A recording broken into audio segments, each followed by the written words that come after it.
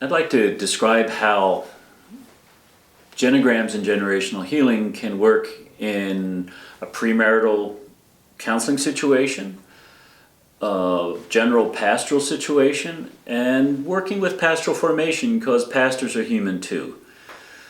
And first, with premarital counseling. When I do premarital counseling, I ask if I can do a genogram. I only work with first names. I don't need to know the full names of the people I'm working with, ancestors.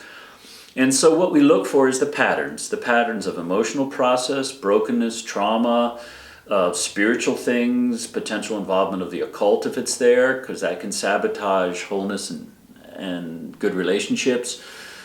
And then we look for what's emerging in that person's family line, and then the other person in the couple's family line, and what happens when we bring those two normals and those two sets of blessings and brokenness together, that in a situation that will become the marriage.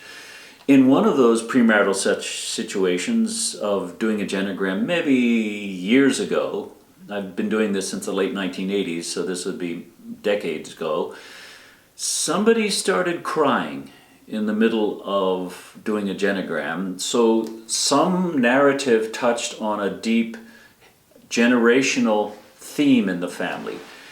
And I simply, without any name, context, or illustrative situation, I simply asked, do you want to take that pain into the marriage?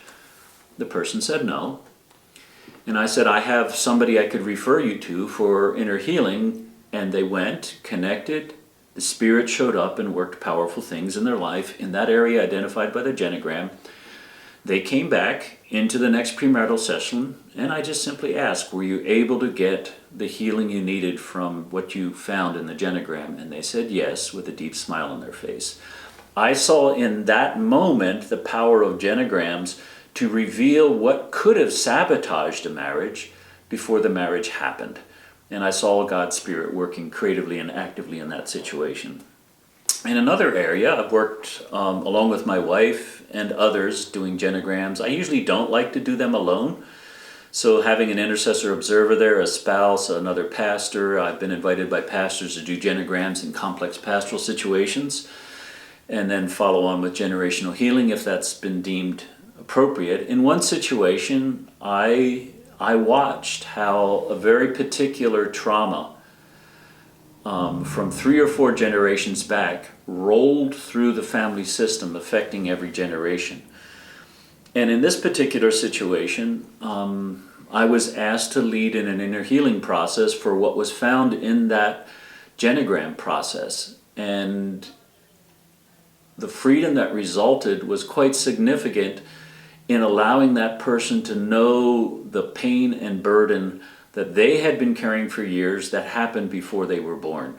And that was known through the power of the Spirit's work, through the prayers that we engaged in that process. And the freedom, again, was written on their face. A third area I work with is in pastoral formation. Pastors are human too, and most seminaries now have a formation process where when you enter, you are asked to do a genogram, often a simple one, to think about how family systems work, Murray Bowen's family theory, and how family systems work in congregational life, like Edwin Friedman's material.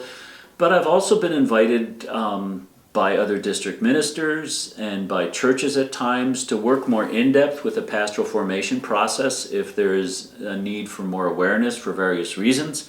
And then I do a more in-depth genogram and invite the pastor to see that whatever happens or emerged with their pastoral identity and functioning could have been related to generational processes.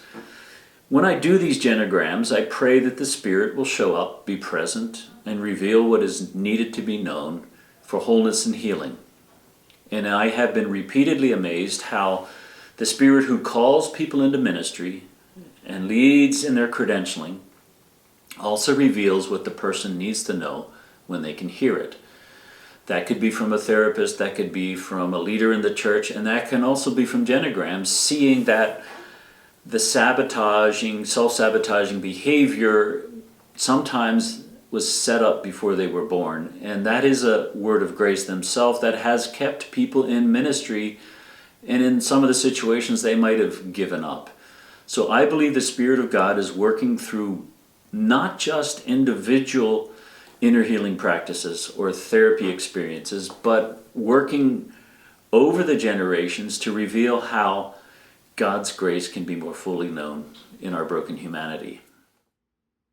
For more information, please contact the office of Virginia Mennonite Conference. We'll be glad to answer your call. Thanks for watching.